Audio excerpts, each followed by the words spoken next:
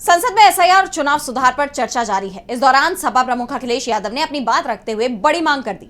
उन्होंने कहा कि चुनाव ईवीएम से नहीं बल्कि बैलेट पेपर से होने चाहिए, क्योंकि ईवीएम सवालों के घेरे में है।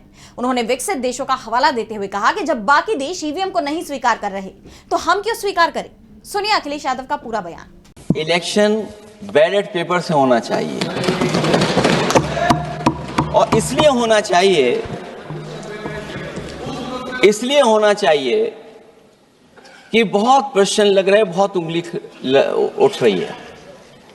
इलेक्ट्रॉनिक चीजों पे बहुत सवाल खड़े हो रहे हैं और केवल भारत के अंदर लोकतंत्र में नहीं, दुनिया के लोकतंत्र में। और ये जो लोग कुछ कह रहे हैं इलेक्ट्रॉनिक की बात और टेक्नोलॉजी की बात कर रहे हैं, मैं उनसे कहना चाहता हूं कि भारत और जर्मनी की तुलना कर लें, भारत और अमेरिका की तुलना कर लें, भारत की और जापान की तुलना कर लें, हम कहां खड़े हैं।